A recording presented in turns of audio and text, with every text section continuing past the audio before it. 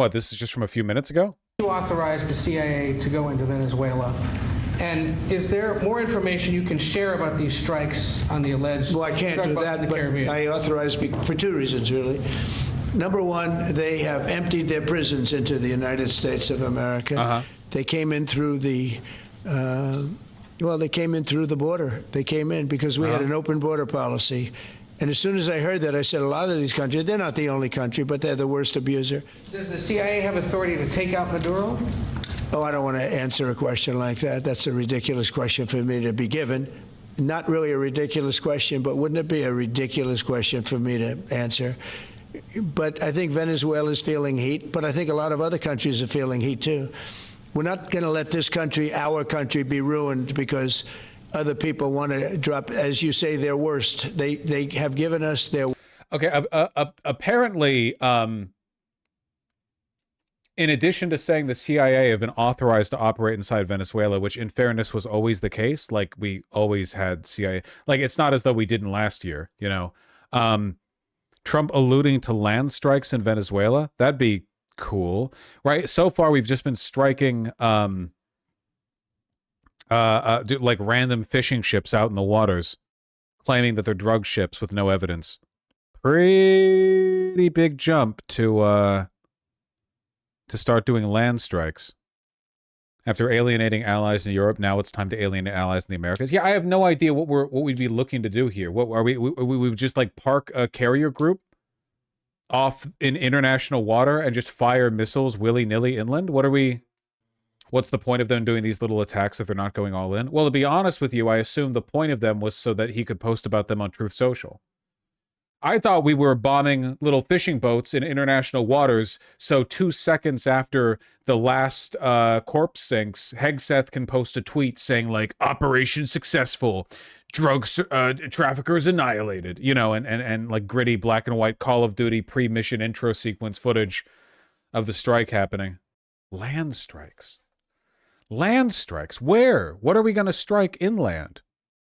6 sources telling NBC News that members of Congress are growing increasingly concerned over a lack of information from the Trump administration about the attacks that it is conducting on alleged drug smuggling boats in the Caribbean Sea.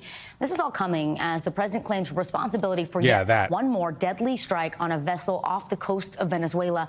6 people were reportedly killed in that blast you see there. By land strikes, did he mean the CIA operations? Does he mean land strikes as in like operations being conducted, clandestine warfare? What does he mean missiles? What are we talking about? On your screen. NBC News senior national security correspondent Courtney QB joins us now from the Pentagon. So, Courtney, what have you learned about these strikes and what are lawmakers saying about them publicly as well as privately? Yes, you mentioned we heard about another one of these strikes yesterday. The pattern has been that the president announces it on social media first, and that's really the only information we get. We're now learning, according to these 6 sources, that members of Congress, including Republicans, are also frustrated by the lack of information that they've gotten. They've even asked for unedited full videos of these strikes, and so far, the Trump administration has refused to provide them. Now, among the questions that lawmakers are asking are... Real-life lore mentions something about Marines.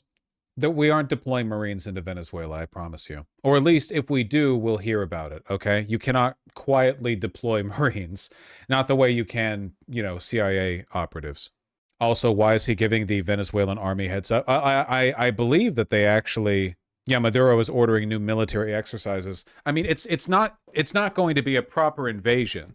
If there was going to be an invasion, you would want to know months in advance. Yeah, for sure, for sure. The logistics of actually conducting an invasion are insane, you know? When are you getting deployed to Venezuela? When the fajitas come out sizzling. Type shit. You think the MIC is pushing for this? Just Trump? Just Trump. This is 100% a Trump-Marco Rubio thing. Marco Rubio has always been obsessed with turning all of Latin America into the Fourth Reich. And Trump wants to strongman over, you know, vaporizing fishing boats. This isn't a broader MIC thing. Also, if we did like a ground invasion of Venezuela, I'm pretty sure we would lose. We would lose in like the Vietnam kind of way, where their casualties would be 10 times ours, but we would have no objectives and we would just stall out in the jungle, you know? Trump just doubled the bailout for Argentina. 40 billion? Jesus Christ. Okay. Prosperity is ahead for Argentina. Would you like to visit Argentina soon? There is an invitation for that. What does that mean? Do you like to visit Argentina soon? I do. I would love to. I'm just a little busy. I would love to. I'd love to go to Argentina. I'd like to be like Biden. I'd like to go to the beach. You know, my legs are not quite as thin as his. My legs are slightly heavier. My arms are slightly larger. My body is a little bit larger than his. I'm not sure it would be appreciated on the beach, but I'm not going to take a chance. You won't see me in a bathing suit. You won't see in a bathing suit sitting on a beach in Argentina, falling down, not being able to lift a 3-ounce chair, meant for old people to lift, and he couldn't lift it, so we had a problem. He spent too much time on a beach. Somebody told. Would you like to visit Argentina soon?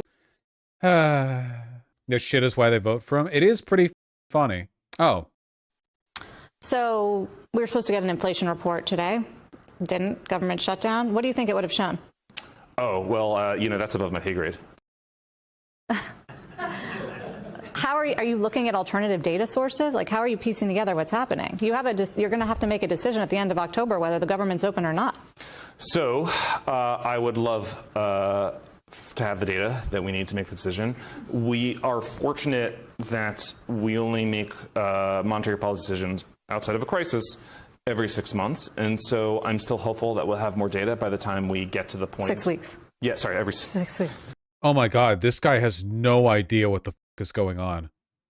This guy has no idea.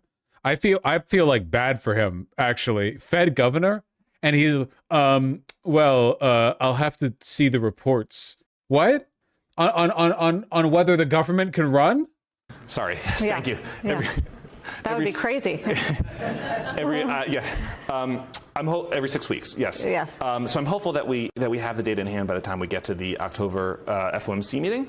However, you know, there's a chance that we don't. What data? And if we don't, then I would rely on what I said a moment ago, which is that policy should not be overly data dependent. It should be forecast dependent. That's not how the Fed operates, though. I mean, how many times do we hear Fed Chair Powell say data dependent? I mean, I think that you want to be data dependent if you either you don't have a forecast or you don't believe in your forecast, right? Or you don't have. But if you look at the forecast. forecasts of the Fed in the dots, they project their economic and inflationary outlooks. They're mostly not right.